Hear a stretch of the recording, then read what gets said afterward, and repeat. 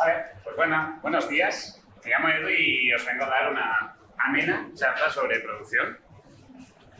Antes de empezar, permitidme que me presente y os explique un poco mi background. Actualmente, bueno, me llamo Eduardo Jiménez. Actualmente trabajo de Project Coordinator en Ubisoft Barcelona y empecé mi carrera profesional en los videojuegos hace más de 7 años ya, cuando después de cursar mi carrera, el primer grado que hacían aquí en Cataluña de videojuegos en la Escuela de Nuevas Tecnologías Interactivas, en ENTI, tuve la oportunidad de entrar como QA tester en Ubisoft Barcelona. Estuve allí trabajando 3 años y los últimos meses ya de trabajar de QA tester, y cuando empecé a ver cómo era realmente la figura del producer, cómo era trabajar en los roles de producción, digamos, que en la carrera al final te lo explican, la teoría, pero cuando lo ves en práctica es otra cosa, me interesó mucho y pensé que mis capacidades innatas quedarían bien con este tipo de rol, funcionarían bien. Y es por eso que le pedí al project manager que había en ese momento en el Rainbow Six Siege si podía ser su asistente los últimos meses de trabajo. Cuando acabé estos años en Ubisoft, me moví a la industria tecnológica, a una empresa que se llama Redpoints, de protección de marca y antipirateo, donde trabajé de Scrum Master, me certifiqué en Scrum Master y luego fui Product Owner. Y luego por fin pude volver al mundo de los videojuegos con Hero Beat, que trabajé de producción en su título Endling, Extinction is Forever, que ha ganado incluso un BAFTA, y os insto a jugarlo si no lo habéis hecho. Y nada, hoy os vengo a hablar de producción. Hostia. Pero no este tipo de producción.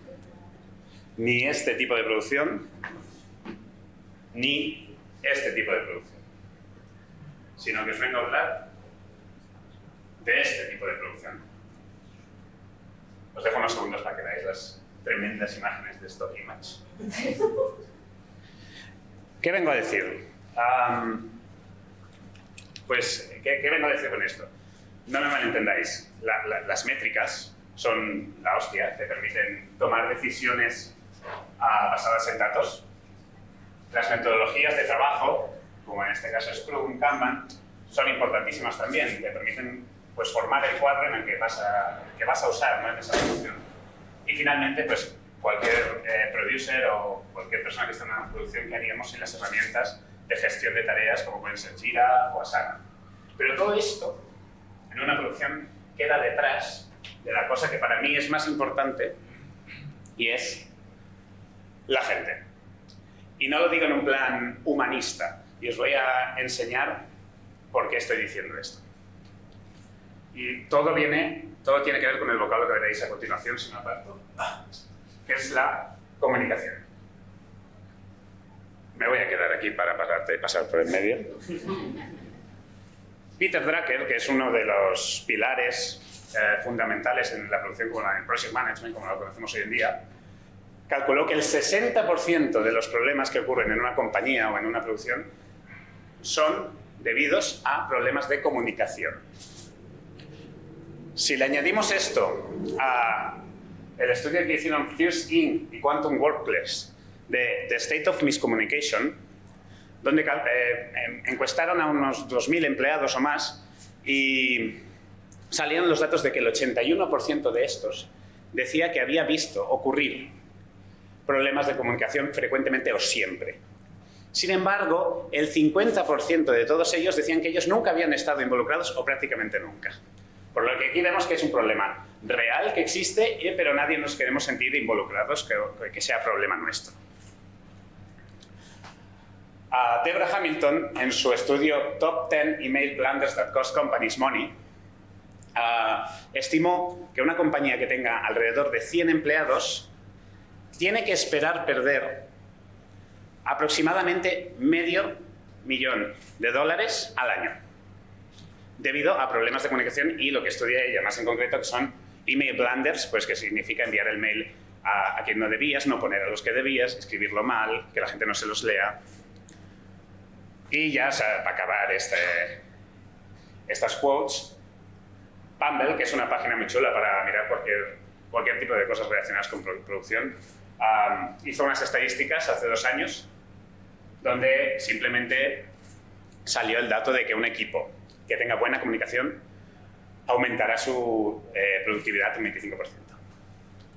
Dicho esto, ¿estaréis de acuerdo conmigo que ver que se te ha asignado una tarea de Jira o recibir el email del report del último sprint no son las cosas que más pie te den a expresarte? Si fuera la producción per se, ¿no? Cuando estamos hablando de producción, que si ahora mismo lo miráis en Google, os sale una entrada de Economipedia que dice: la producción es convertir todos los insumos, que son los elementos que se consumen en una producción, para convertirlos en un producto. Estos insumos que son nuestras horas y dinero, básicamente. ¿Para qué nos importa en una producción esto? Pues si fuéramos máquinas, no importaría para nada todo lo que acabo de decir. Pero no lo somos. Somos personas. Y el día a día, el estrés, crean frustraciones y tenemos que expresarlos.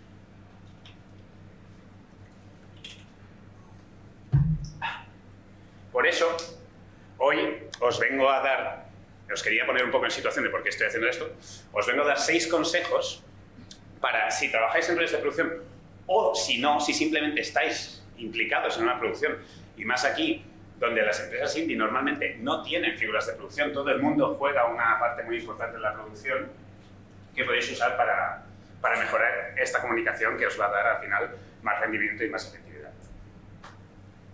Muy bien. La primera es don't be slave of your tools. Me refiero, o sea, no seas esclavo de tus herramientas. Refiriéndome a que, como decíamos antes, es muy importante conocer métricas, programas para sacar datos, saber metodologías, etc. Y como más catálogo tengas de estas herramientas, mejor te podrás adaptar a cada situación.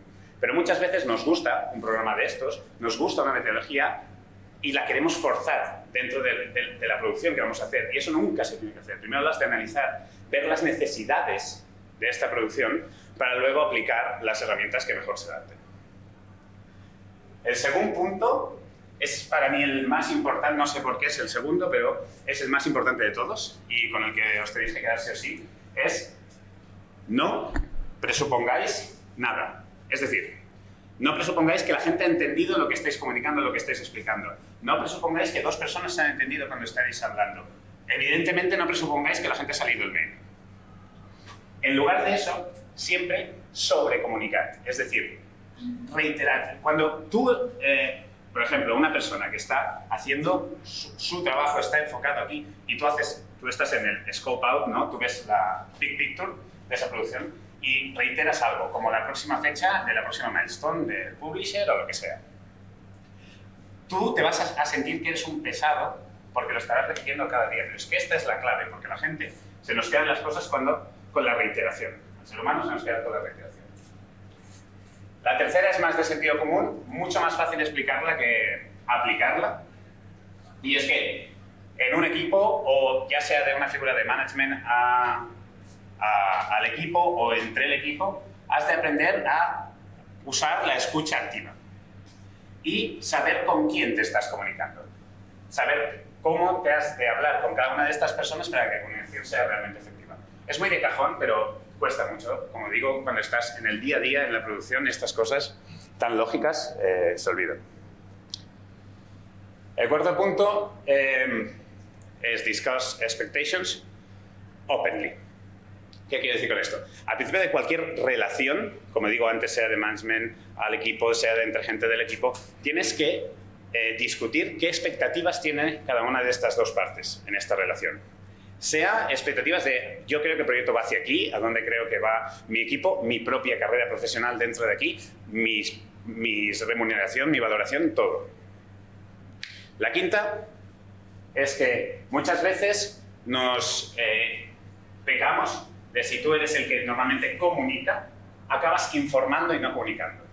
Es por eso que, bueno, la comunicación siempre tiene que haber dos partes. Es por eso que es muy importante crear canales de comunicación para que el equipo pueda hablar entre ellos y expresarse libremente. Tú estarás supervisando estos canales, pero ellos hablarán ahí activamente.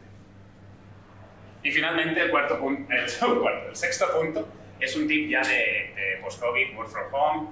Las llamadas online están a la orden del día y es tan claro como que la comunicación tiene la parte verbal y la no verbal.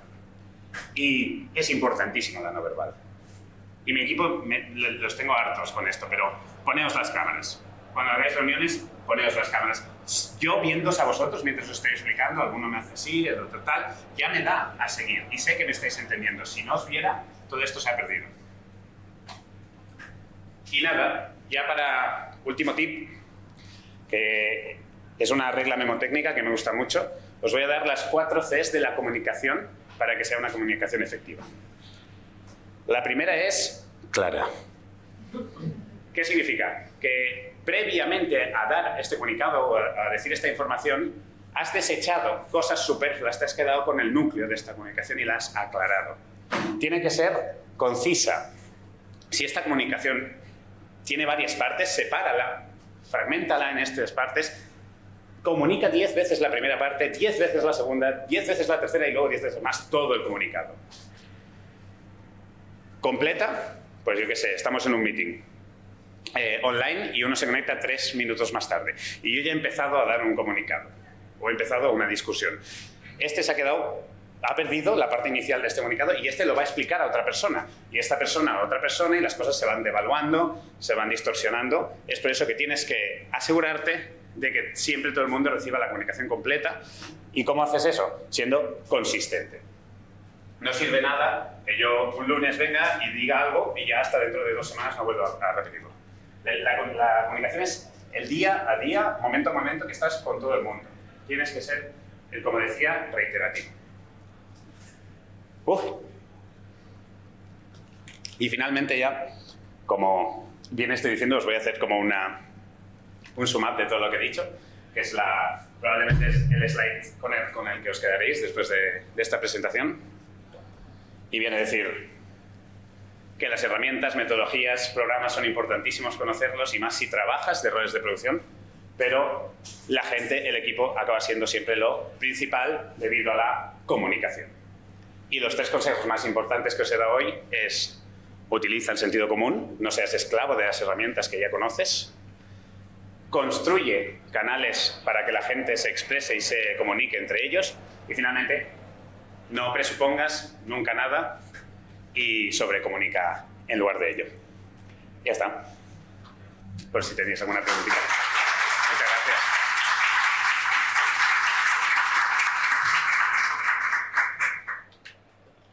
Pues nada, si tenéis cualquier... A la hora de transmitir una tarea de producción, ¿cómo me puedo...? Porque si te haces la pregunta de ¿no has entendido? Sí. ¿Cómo me puedo asegurar? Vale.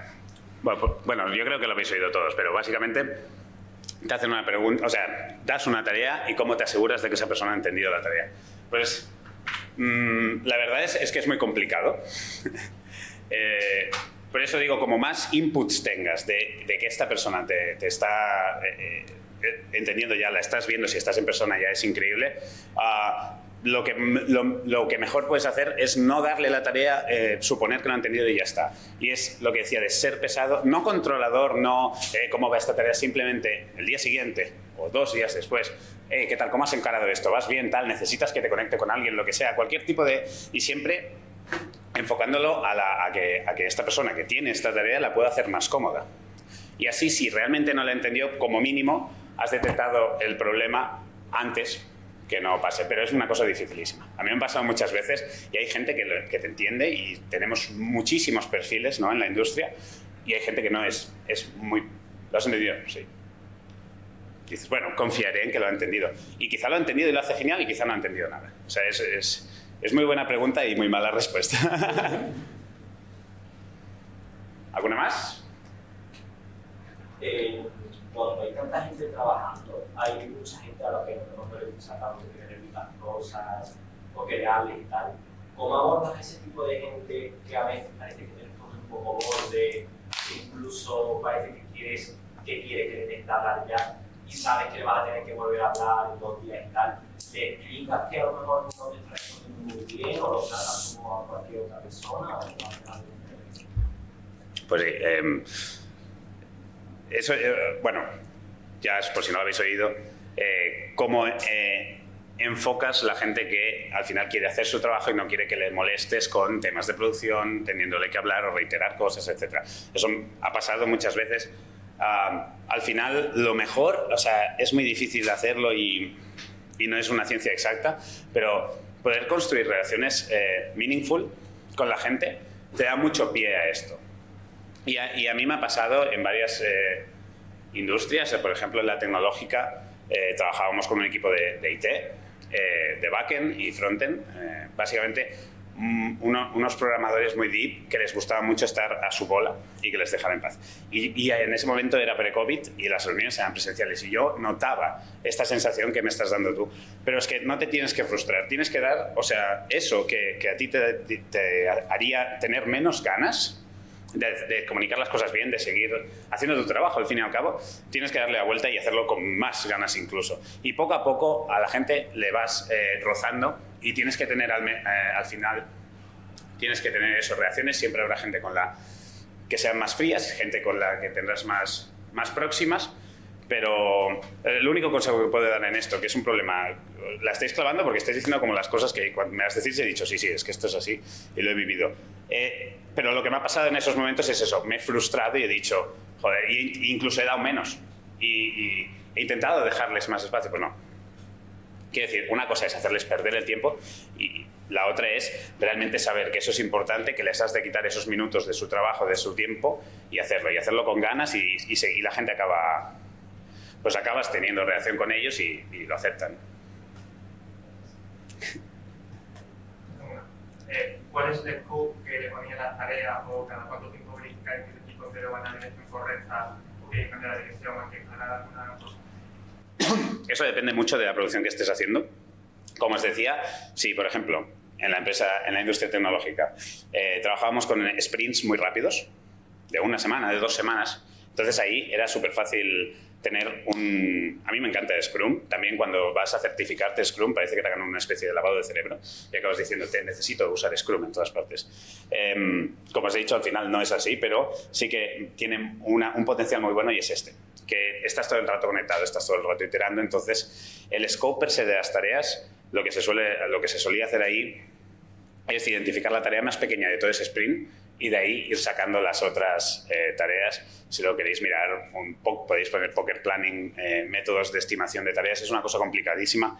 La gente muchas veces no les gusta. Os pongo la contrapartida de esto en una producción de assets 3D, por ejemplo, que siguen un pipeline de cascada. Es decir, coges un concept artist, tiene un concept de algo, luego va el modelador 3D, modela el high poly, lo bakea en el low poly, saca las texturas, luego irá el rigger. Es decir, es una cosa muy pautada. Y le dices, ¿cuánto tardarás en esto? No sé, depende del modelo, depende de la naturaleza. Pues no puede ser, necesitas unos tiempos. Entonces, en estas son mucho más largas. Tardas mucho más tiempo en decir, mi equipo tiene esta velocidad. Cosas que se tienen que saber at the end of the day, porque estás pactando, sea con un publisher, sea con simplemente los otros equipos de la producción de tu videojuego, si hay más empresas. Yo voy a tener esto para esta milestone, para estos sprints, tienes que saber la velocidad. Entonces, depende muchísimo de, como digo, de la metodología que estés usando y de ahí puedes sacar varias formas de planificación que se dice.